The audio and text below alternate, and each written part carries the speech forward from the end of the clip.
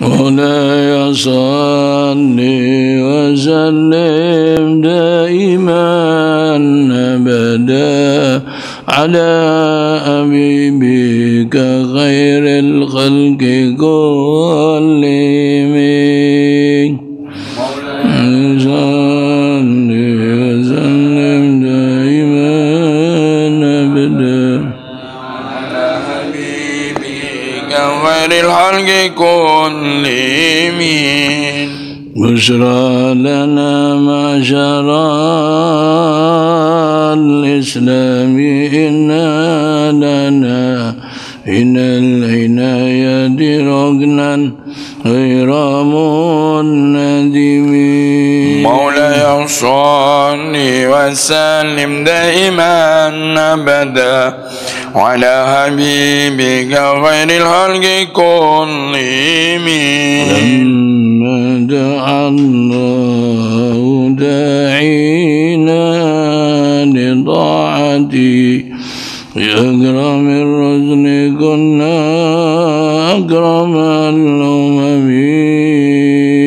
مولاي صل وسلم دائما أبدا على حبيبك خير الخلق كلهم.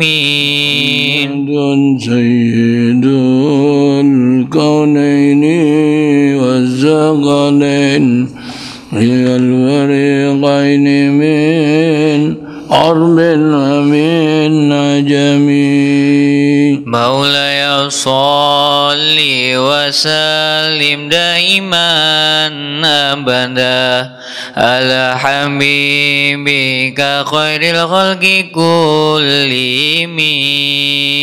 فاق النبي نبي خلق وفي خلق لم يدانوا بعلم ولا كرم. مولاي صل وسلم دائما أبدا على حبيبك خير الخلق كلهم. وكلهم من رسول الله ملتمس قربا من البر أو رجوا من الديم. مولاي صل وسلم دائما أبدا على حبيبك خير الخلق كلهم. والأبيب الذي ترجى شفاعته لكل هول من الأواني مقدم. مولاي صل وسلم دائما أبدا على حبيبك خير الخلق كلهم.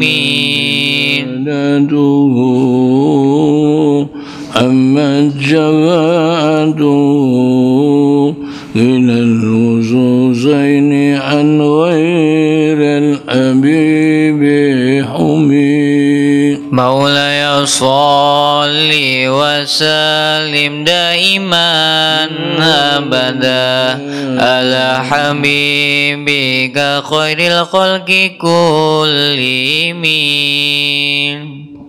فذلس بصلاة منك دائمة على النبي بمنهل ومنسجم.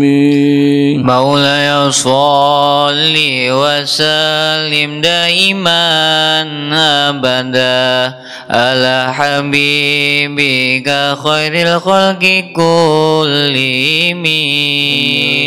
وصحبه ثم التابعين فهم أهل التقى النقى والعلم والكرم.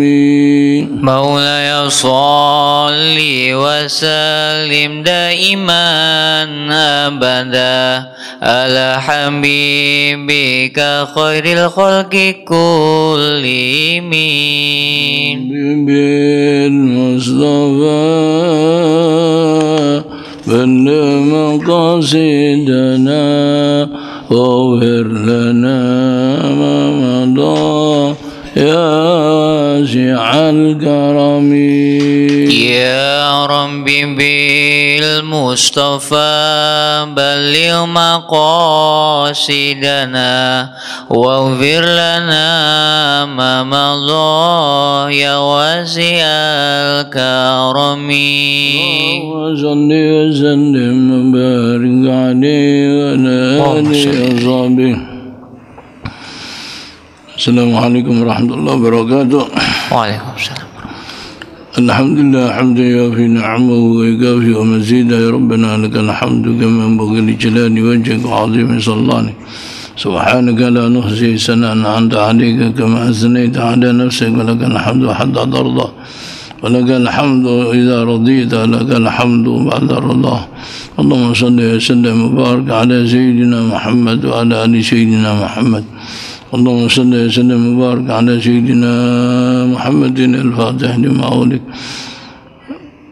والخاتم لما سبق ناصر الله وناصر الحق بالحق والهادي إلى صراطك المستقيم وعلى آله وصحبه حق قدر مقداره العظيم. أما بعد, dalam pengajian ini saya masih menerangkan mengenai ziarah Rasulullah sallallahu alaihi wasallam. Ziarah Rasulullah sallallahu alaihi wasallam itu sunnat, telah dilaksanakan, dikerjakan oleh para sahabat Rasulullah sallallahu alaihi wasallam, kemudian para tabi'in, tabi'in dan seterusnya, mulai dari qurun awal daripada Islam ini dan sampai kini, sampai sekarang ini banyak orang yang berziarah kepada Rasulullah. Sungguh beruntung sekali orang yang berziarah kepada Rasulullah, menyampaikan salam di hadapan Rasulullah sallallahu alaihi wasallam. Tentunya akan mendapatkan jawaban salam dari Rasulullah sallallahu alaihi wasallam sebagaimana dinyatakan dalam hadis yang telah lewat, bahwa setiap orang yang mengucapkan salam kepada aku membalasnya. Allah mengembalikan rohku dan aku menjawabnya. Allah mengembalikan rohku di sini bukan berarti Rasulullah sallallahu alaihi wasallam itu sebelum salam itu rohnya tidak ada. Rasulullah sallallahu alaihi wasallam jasad dan rohnya di kuburnya tetap ada, karena para nabi-nabi itu tidak meninggal, tidak mati, tetapi mereka hidup di kuburannya. Apalagi Rasulullah sallallahu alaihi wasallam. Maka gitu kita dianjurkan untuk mengucapkan salam apabila kita berada di hadapan makam Rasulullah sallallahu alaihi wasallam, sebagaimana kita juga dianjurkan, disunatkan untuk mengucapkan salam apabila kita ziarah kubur.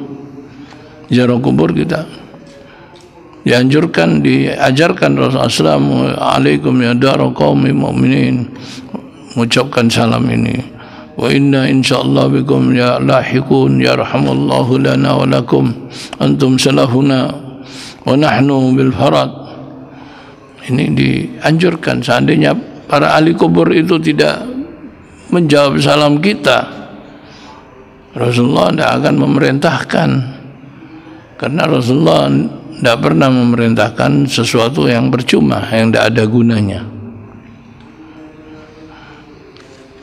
Kalau umat Islam dari zaman sahabat dulu sampai sekarang, mereka ziarah kubur di mana-mana, di semua negara, termasuk di tanah Jawa ini. dari zaman Wali Songo yang menyebarkan Islam di Indonesia ini. Kemudian yang kuburannya jelas dikuburkan, di mana Sunan Ampel dikuburkan, di mana Sunan Giri dikuburkan, Maulana Malik Ibrahim dikuburkan, Sunan Kudus dikuburkan, di mana ya di Kudus dikuburkan, Sunan Bonang, Sunan Gunung Jati dan semuanya. Mereka ya adalah penyebar agama Islam pertama di bumi Jawa ini ya, yang disebut dengan Wali Songo.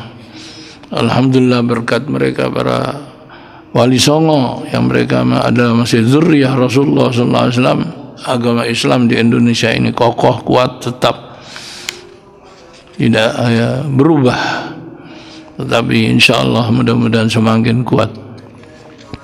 Kalau kubur makam-makam aulia di mana-mana banyak orang berziarah, lalu kita tidak boleh ziarah kepada makam Rasulullah SAW dengan alasan ada hadis yang menyatakan apa itu, tidak boleh kita beramai-ramai berada di makam Rasulullah. Nanti akan saya bacakan hadis itu. Kemudian tandanya, dalilnya bahwa Rasulullah SAW itu hidup di kuburnya. Di zaman dulu terjadi fitnah yang besar yang melanda negara Arab, sampai peperangan, sampai perebutan kekuasaan antara para raja-raja Islam di negara Arab itu, sampai terjadi di Madinah itu 3 hari fi yaumil hurrah, ayyamil hurrah, zaman ya hari-hari hurrah, yaitu dinamakan hurrah, di mana biasanya di Masjid Rasulullah SAW itu selalu diadakan salat berjamaah dan azan. Ini tidak ada salat berjamaah, tidak ada azan. Apa bisa terjadi? Ya bisa aja seperti hari-hari kemarin ya, PPKM, masjid semua ditutup, dikembok, termasuk Masjid Al-Baitul Amin ini gembok. Orang tidak boleh jamaah, tidak boleh ya, boleh azan tapi tidak boleh jamaah, tidak boleh masuk ke masjid atas apa itu perintah Bapak Bupati.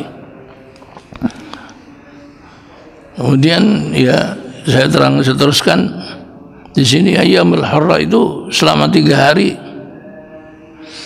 Sa'id bin Abdul Aziz, seorang ulama benar, Sa'id bin Abdul Aziz menceritakan gurunya Sa'id bin Ibnul Musayyab, mulai dari hari pertama sampai hari ketiga tidak ada azan itu berada di masjid, tidak keluar dari masjid. Karena la ya'rifu waqta shalah illa, karena Sa'id bin Musayyab ini seorang ulama yang istiqomah sholat di masjid 40 tahun. Dia dari rumah ke masjid, dari rumah ke masjid, begitu, tidak pernah kemana-mana, mengajar di masjid. Habis mengajar pulang ke rumah, dari rumah pergi ke masjid, sholat di masjid, mengajar di masjid selama 40 tahun. Sa'id bin Musayyab ini seorang ahli hadis, seorang yang guru besar di zamannya, yang banyak ulama-ulama yang dilahirkan dari beliau, oleh beliau. Beliau tidak tahu waktu sholat kan tidak ada azan, kecuali ada dehem-dehem dari makam Rasulullah SAW. Siapa yang dehem-dehem? Yang dehem-dehem ya Kanjeng Nabi, ya, mengingatkan bahwa ini waktunya sholat. Bahkan ada yang menceritakan, Pak, dengar azan dari kuburan Rasulullah SAW baru dia sholat. Ya, mendengar azan dari ini, yang menerangkan juga diterangkan dalam kitabnya Ibnu Taimiyah ya, keterangan ini adalah panutan daripada orang-orang yang melarang tawasul, melarang ziarah Rasulullah SAW ya. Dan apa itu masalah-masalah yang lain banyak yang berselisih, beda pendapat dengan kita Ahlussunnah wal Jamaah. Ya, ini menunjukkan bahwa beliau Rasulullah SAW itu hidup di kuburnya, tidak meninggal. Ya, ini ya, Ibnu Taimiyah mengatakan min anna qauman sami'u radda salam min qabri nabi au qubur ghairihi min as-salihin, bahwa banyak orang yang mendengar jawaban salam dari kuburan kanjeng Nabi atau kuburan-kuburan lainnya daripada para salihin. Anna Sa'id bin al-Musayyib kan yasma'u al-adhan min al-qabr layali al-hurra wa nahwi dhalik, dan Sa'id bin al-Musayyib mendengar suara azan dari kuburan Rasulullah SAW pada hari-hari ayyamul hurra, fitnah al-hurra. Ini terangkan dalam kitabnya Iqtida'us Shiratal Mustaqim oleh Ibnu Taimiyah. Ini cukup dalil bagi kita untuk menyatakan bahwa ziarah Rasulullah SAW itu ada sunnah. Kemudian sebagian orang melarang ziarah Rasulullah SAW itu karena ada hadis Rasulullah SAW dari Abu Hurairah meriwayatkan Rasulullah bersabda, la taj'alu buyutakum kuburan, jangan kamu jadikan rumah-rumah kalian sebagai kuburan. Wala taj'alu qabri idan, dan jangan kamu jadikan kuburanku sebagai lebaran. Wasallu alayya wa inna salatakum tablughuni haitsuma kuntum, dan bacalah salawat termasuk salam kepadaku. Wa inna salatakum, sungguhnya salat kalian termasuk salam kepada Rasulullah, tablughuni haitsuma kuntum, akan nyampe kepadaku di mana saja kalian berada. Ini hadis sahih. Ini bukan, hadis ini bukan melarang kita untuk ziarah kepada Rasulullah, enggak. Kalau dikatakan di sini jangan kamu jadikan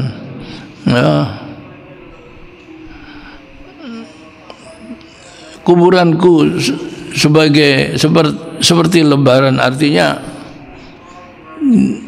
kita bukan artinya itu ramai-ramai di kuburan kanjeng Nabi seperti ramainya orang berlebaran, bukan begitu. Tapi ziarah di sini ya adalah apa itu, sebenarnya ziarah di sini, kita ziarah Rasulullah itu bukan jangan jadikan ziarah kepadaku seperti kalian lebaran. Maksudnya ziarah kepada Rasulullah ya setahun 2 kali, lebaran Idul Fitri, Idul Adha 2 kali. Jadi ziarah kubur hanya 2 kali, seperti umumnya orang kan banyak yang begitu itu. Kalau udah mau lebaran ingat kepada leluhurnya, kepada bapaknya ya, yang biasanya tidak pergi ke kuburan. Kalau di lebaran kuburan di mana-mana ramai ya, penuh dengan orang yang ziarah, khususnya Idul Fitri. Kalau Idul Adha jarang. Idul Fitri ramainya.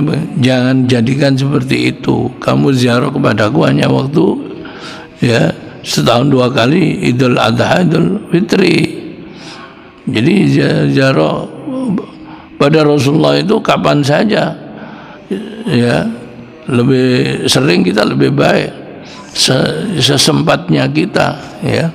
Hari ndak khusus hari apa satu dalam satu bulan atau ya hari, ndak apa sih,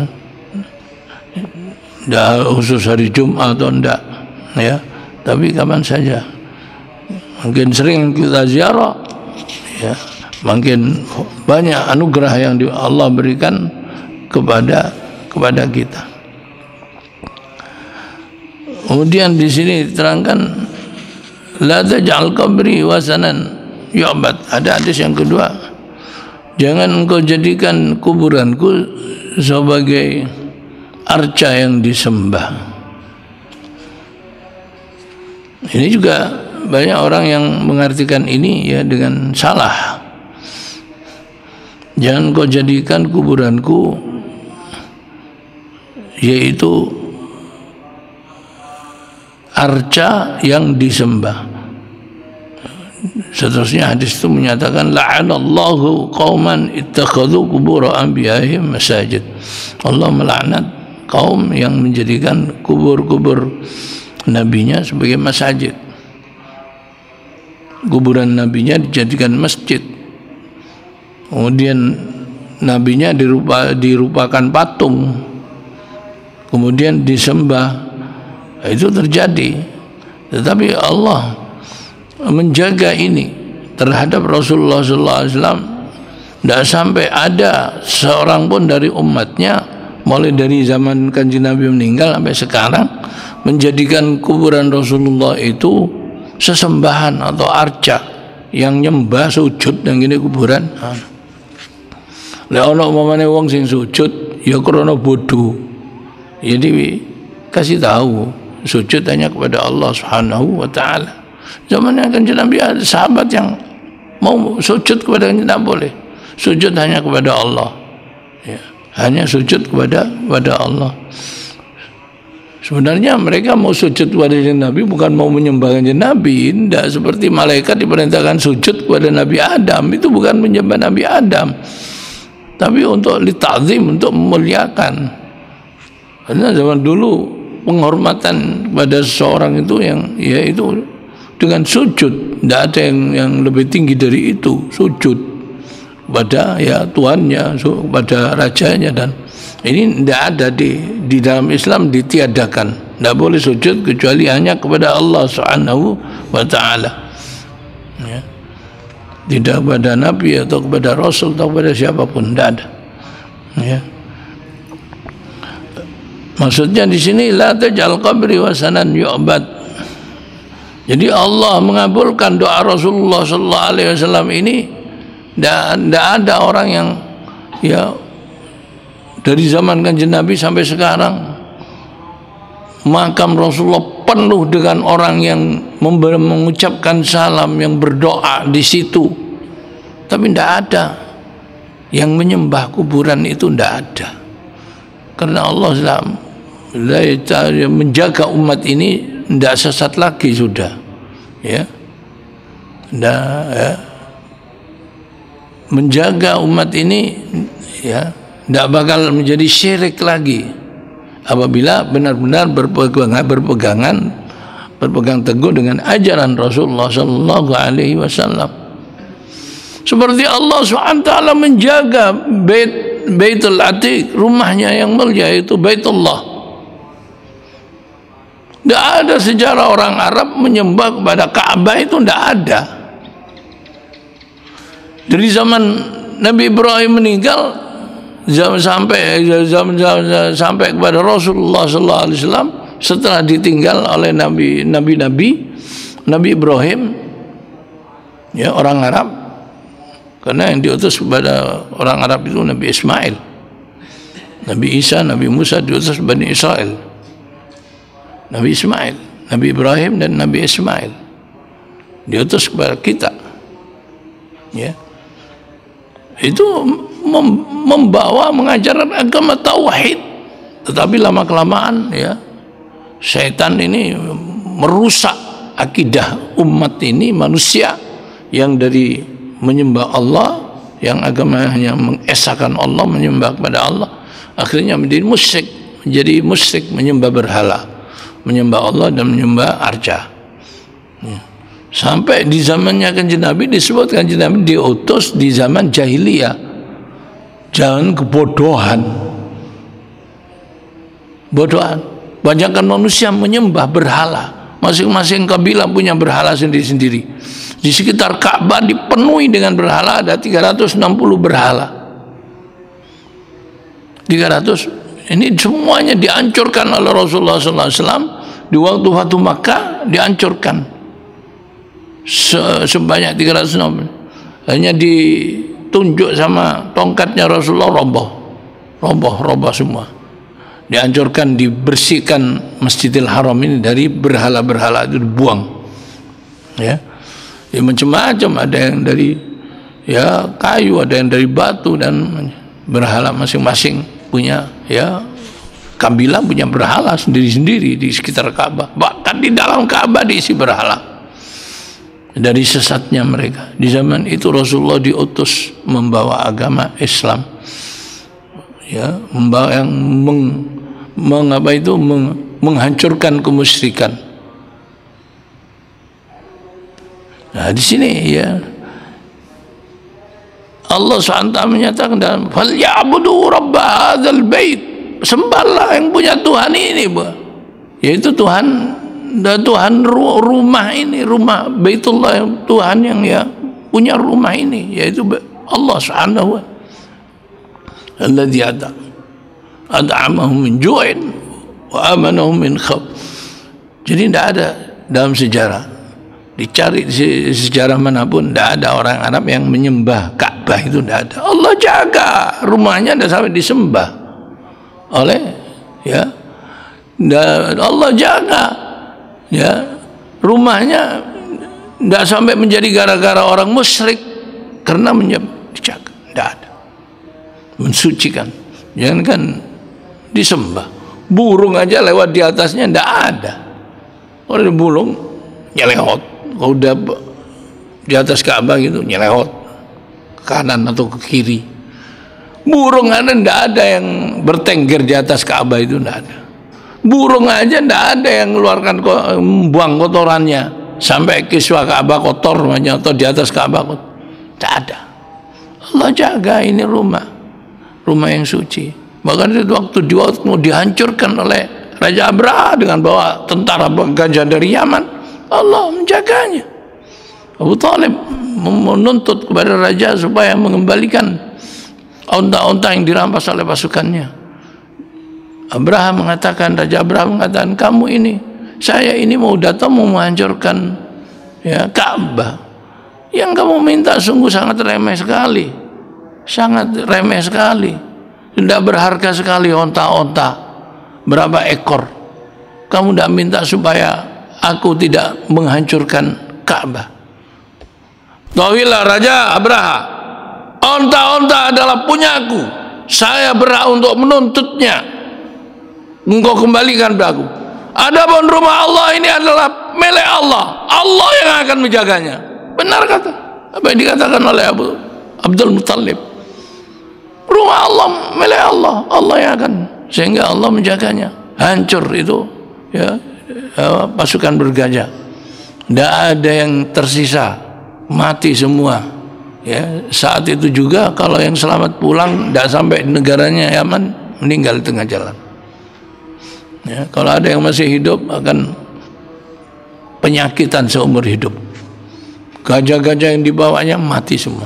Maka disebut ashabul fil. Dalam Taraqifa al-Rabbuka bi ashabil alam ijal. Ini adalah bukti keagungan Rasulullah sallallahu alaihi wasallam mau lahir ada peristiwa yang besar. Jadi Allah mengabulkan doa Rasulullah.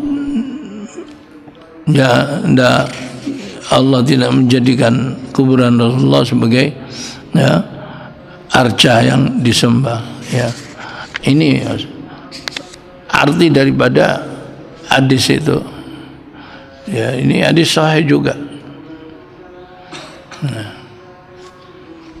bukan berarti ini hadis melarang kita untuk berziarah kepada Rasulullah. Tidak ada.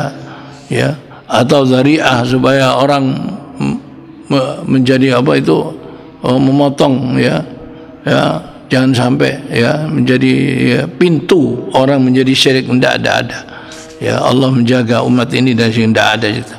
Orang-orang yang ziarah Wali Songo itu ada yang nyembah, yang sujud, yang maisan. Tidak. Assalamualaikum ya wali Allah, yang Sunan Ampel duduk situ baca Yasin, baca tahlil, Allahumma berdoa, ya sampaikan pahalanya yang sebenarnya ya pahala tadi itu kembali kepada dirinya, terus mendekatkan dirinya. Ini disunatkan ya ziarah ya para aulia Allah ya. yang kuburannya penuh dengan nur, apalagi makam Rasulullah sallallahu alaihi wasallam ya, sallallahu alaihi wasallam. Kemudian enggak ada makam Nabi yang jelas dan diketahui dengan jelas, dikuburkan dengan jelas ya, seperti makam Rasulullah. Nabi yang lainnya, Nabi Adam dikuburkan di mana tidak ada yang tahu ya. Nabi Musa dikuburkan di mana juga tidak ada tahu. Ada 9 apa kuburannya katanya, sana ada. Kok begitu ya? Bisa juga yang kuburan itu bukan jasadnya di situ, tapi asarnya. Seperti Maulana Ishaq. Maulana Ishaq ada 3, di Banyuwangi ada, di Pasuruan ada. Saya sering ziarah kuburannya Maulana Ishaq di Pasuruan, sering tawasul di situ. Bahkan malam-malam pernah saya. Aman, kuburannya wali tidak ada ya, tidak takut orang. Ya, kemudian di Gresik ada, Sunan Bonang juga begitu.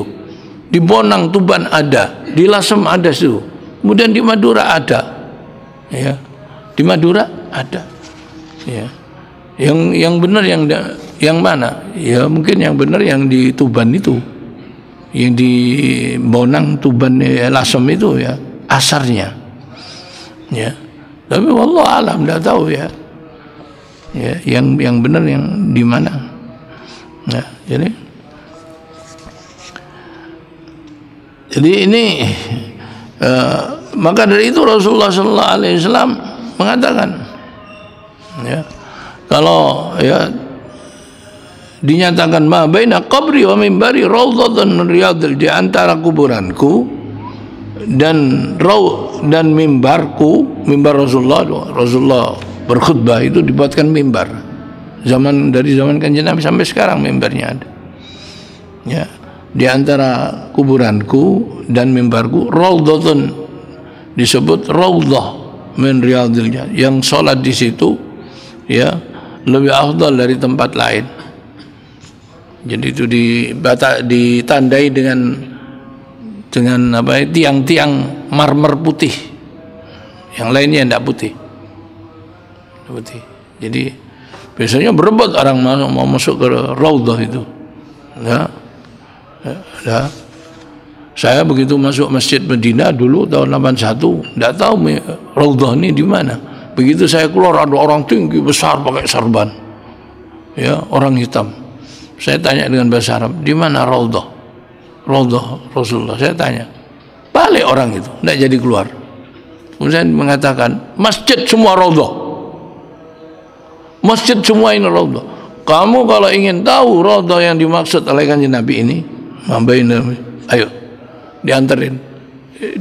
Ini jagat-jagat yang putih ini, jagat-jagat yang putih ini adalah raudhah." Nah, di situ berebut, ya, dijaga mau masuk ke raudhah itu, tidak boleh lama-lama, suruh gantian. Ya, udah lama gue suruh keluar, ya. Suruh gantian yang jadi ya, orang begitu masuk masjid yang 7 raudhah ya. Nah, di situ di samping. Tapi ada hadis yang menyatakan bahwa ya ma baina baiti, rumahku bukan kubri, di antara rumahku, karena kuburan Rasulullah adalah rumah Rasulullah sallallahu alaihi wasallam dulunya. Rumah Rasulullah dulunya, kamar Rasulullah dengan Siti Aisyah dulunya. Maka dari itu Rasulullah SAW pernah dikasih tahu oleh Siti Aisyah bahwa Siti Aisyah pernah memberitahu kepada Sayyidina Abu Bakar bahwa saya mimpi apa? Mimpi ada 3 bintang di langit jatuh kepada diriku. Tidak dijawab. Mimpi takwil mimpinya, tidak ada orang yang paling ahli takwil mimpi, yang lebih ahli, yang lebih alim, yang lebih ngerti dari Sayyidina Abu Bakar Siddiq radhiyallahu anhu. Dari mana ya? Dari Allah SWT ilmunya. Begitu Rasulullah meninggal, panggil, "Nah, ini adalah bintang pertama yang jatuh ke pada dirimu. Artinya ke kamarku. Jadi insya Allah ke kamarku, mungkin bukan kepada dirinya. Bintang, 3 bintang jatuh. Ini adalah bintang pertama yang jatuh ke kamar.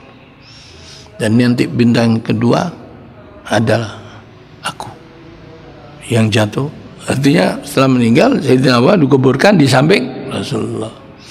Kemudian yang tempatnya Sayyidina Umar ini sebenarnya oleh Siti Aisyah dimaksudkan adalah untuk dirinya. Nanti kalau aku meninggal saya akan minta dikubur di sini. Tapi begitu Sayyidina Umar sudah mau meninggal, malamnya menyuruh anaknya Abdullah supaya minta izin kepada Siti Aisyah untuk dikuburkan di samping abahnya. Rasulullah, Siti Aisyah mengetahui bahwa Sayyidina Umar orang yang paling dekat dengan Rasulullah. Di mana ada Rasulullah ada Sayyidina Abu Bakar, di mana Sayyidina Rasulullah dan Sayyidina Umar, sana kemari selalu bersama.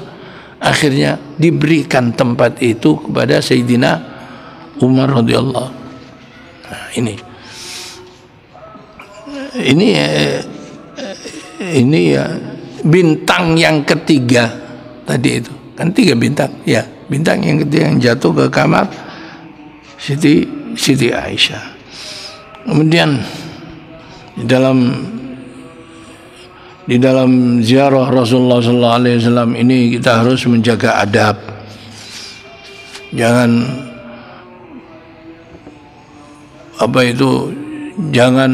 berbicara selain ya berdoa dan selain membaca salam kepada Rasul, selain ada keperluan untuk menyampaikan sesuatu. Apabila kita berada dan kita ucapkan salam dengan suara yang jangan keras-keras, dengan suara yang lirih, karena kita harus menjaga. Rasulullah sallallahu alaihi wasallam, ya Allah Subhanahu wa taala berfirman dalam Al-Qur'an, la tarfa'u aswatakum fawqa sautin, jangan kalian mengangkat suara kalian lebih keras dari suara Nabi. Ini diajarkan kita untuk adab tata krama kepada kita, lirihkan suara oleh bengak-bengok.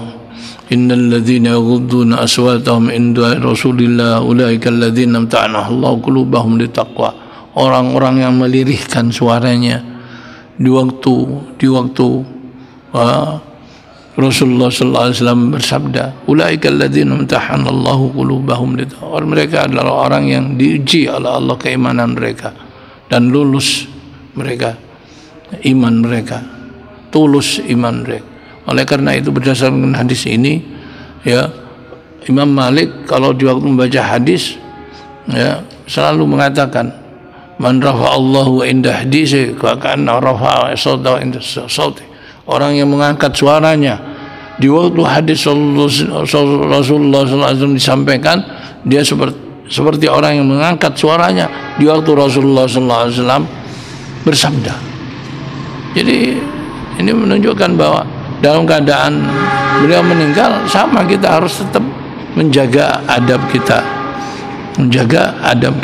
Maka dari itu Imam Malik berani mengingatkan siapa saja yang ramai, yang bersuara keras di sekitar makam Rasulullah SAW. Waktu satu saat ada seorang raja yang dia mengangkat suaranya dengan keras di masjid Rasulullah SAW. Diingatkan, ya Amirul Mukminin, wahai rajanya orang mukmin semua, la tarfa' sautak fi hadzal masjid. Kamu jangan mengangkat suaramu, mengeraskan suara di masjid ini. Fi hadzal masjid Allah Subhanahu wa taala adaba qauman faqala. Allah mengajarkan kepada kaum supaya beradab di waktu berada di hadapan Rasulullah. Tidak boleh mengangkat suaranya di hadapan Allah. La tarfa'u aswatakum, ya, aswatakum fawqa sautin Nabi, ya, fawqa sautin Nabi sallallahu alaihi wasallam, ya. memberi adab kepada mereka, mengajarkan adab agar melirihkan suaranya,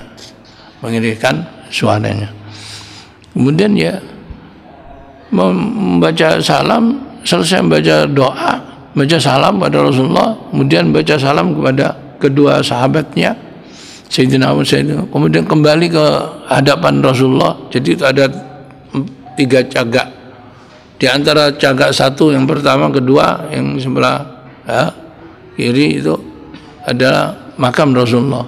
Kemudian cagak yang tengah sama yang kanan itu adalah, di situ ada makam Sayyidina Abu Bakar dan Sayyidina Umar radhiyallahu anhu.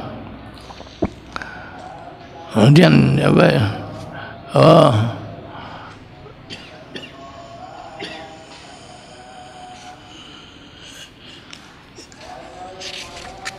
Dan wazamma qauman, dan Allah mencaci kaum yang teriak-teriak di hadapan Rasulullah, memanggil Rasulullah sallallahu alaihi wasallam, innal ladzina yunadunaka min wara'il hujurat, ya, orang-orang yang memanggil-manggil, bengak-bengok memanggil Rasulullah sallallahu alaihi wasallam dari belakang, ya, di belakang kamar-kamar Rasulullah sallallahu alaihi wasallam. Artinya ya, supaya Rasulullah sallallahu alaihi wasallam ya itu ya nyatakan ya adalah adab yang tidak ini menunjukkan bahwa ya hurmatuhu maitan ka hurmati hayyan, menghormati Rasulullah di waktu meninggalnya seperti kita menghormatinya di waktu hidupnya. Maka kemudian Astakan al-Mansur, maka kemudian Imam Mansur itu Imam Raja Mansur tadi itu diam dan menerima. Dari akhi hadal adab al-azim min al-Imam Malik. Lihatlah ini adab Imam Malik itu, dari hormatnya, dari ta'zimnya. Selama di Madinah pernah pakai sandal, tidak pernah naik kendaraan. Tidak rela dirinya mau naik kendaraan. Di situ dikuburkan jasad Rasulullah sallallahu alaihi wasallam, dari ya ta'zimnya kepada ya Imam Malik ini, ya gurunya Imam Syafi'i.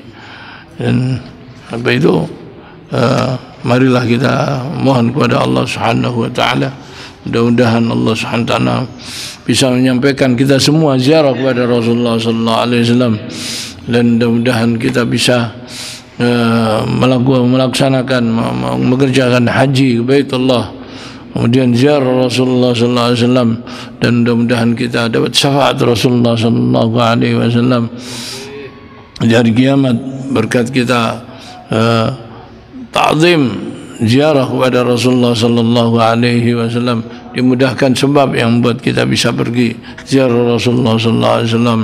Amin ya rabbal alamin. Dan mudah-mudahan Allah meneguhkan, menguatkan iman kita, menetapkan iman kita, dan mengambil kita dalam keadaan husnul khatimah. Amin ya rabbal alamin.